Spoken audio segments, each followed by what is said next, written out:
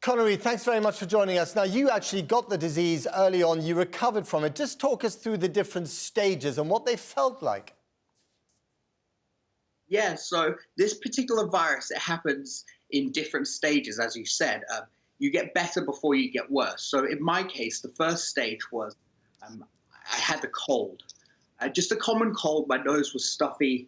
I had ear problems, sinus problems, that sort of thing. But then you get better before you get worse. So I was getting better, and that's when I got hit with the flu. Now, I've had the flu half a dozen times, and this was probably the worst I've felt with that. It really was quite bad. It wasn't life-threatening, but I did feel terrible. With the flu, I was stuck in bed. I had a headache. I just generally feeling unwell. I was getting better from the flu, and that's when I got hit with pneumonia. Now, the pneumonia, I've never had that before, so that was quite serious for me, and that's the point I went to hospital. And when you had the pneumonia, just describe to us, and we've all heard the word, but none of us, or most of us, don't know what it feels like. What did that feel like to you? Yeah, so pneumonia, it feels like you've only got 20% of your lungs working. You can't take a full breath like you need to. If you stand up and go and walk into the kitchen, you're out of breath because you just can't get that breath. It also sounds like you're breathing through a bag. Your breath is very crackly and croaky. It generally is not a fun thing at all, and it can be very, very serious. And you're young and you look healthy, so that must have been a really scary thing. Yeah, during that time it was, just because I don't really drink, I don't smoke, and having that problem was very scary, just because breathing's vital to life. If you can't breathe, you can't live. And so having that being affected was quite a serious thing. How long have you now been living in this apartment, in this room that we can all see, in isolation? I've been here for 40 days now, over 40 days. It's been a long 40 days, to be honest. And how does that feel, 40 days? Because you're on your own, right? You have a cat, but you're on your own. You're not living with other people. Yeah, well, with the technology age now, I can message somebody straight away all over the world. So it's not very lonely as such. I can speak to people on Facebook, on my phone. No problem with that. But the actual interpersonal interaction that I'm lacking, that definitely is taking a toll. So do you miss the face-to-face contact with other people? I do, yes, and many other people are in the same boat as well, because you go down on the streets, and normally this city is very vibrant, and there's a sense of life. You go on the streets at night, there's people dancing, people singing, people with families, and at the moment there's just nothing like that. Anybody that you do see, they have a mask on, they're going to do something and they go straight home. There's no lingering, there's no groups of people chatting. It's quite sad, really. What about your mental health and the mental health of the people that you're communicating with in Wuhan?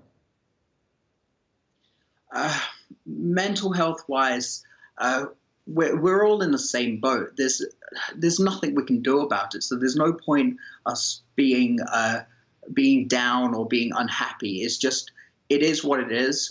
It will be gone soon. We'll get over it. Do you imagine people in Britain living the same way that you're living at the moment because they have to, because of the rate of infection? No, I don't. I think that lifestyle is very different here in China. There's no Western influence. It is completely foreign to what we would be used to. I believe that a lockdown of a week or maximum 2 weeks in the UK would be fine, but then people would be wanting to get out. People would be wanting breaking the curfew. And there's no way that the government could really stop them doing that. So considering what you've had to go through, do you think that eventually you will feel safer in China when it comes to the virus than if you were living in the UK? I believe yes and no. The city that I'm in, it's very densely populated. You've got thousands of people in the same area. So I believe that the spread happened here so fast because of that. But back in the UK, I believe that the government will have a handle on it and will be able to deal with it in the manner that they should. So you don't think that levels of isolation that we're seeing in China at the moment, that you've been experiencing yourself, will be necessary in the UK? I believe that if the infection rates were to skyrocket, then those measures will have to be implemented, and it will be a case of people will have to go through some discomfort just to help everybody else.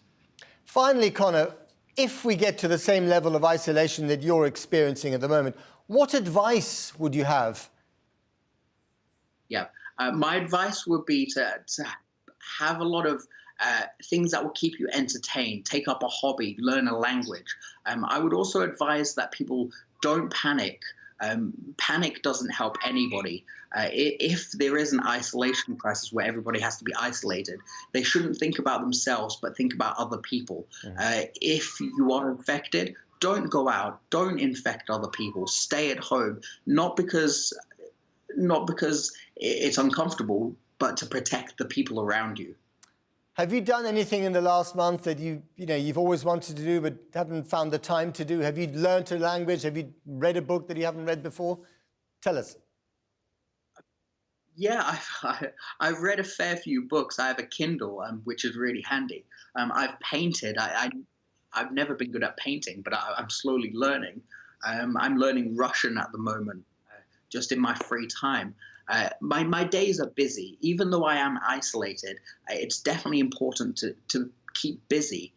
So every morning for half an hour, I do sit-ups and push-ups, just to keep myself from going mental. I'm learning how to cook properly. I've never really cooked decent meals. Just anything that you can think of. Make sure that whatever you're doing, you're interested in it and you want to do it.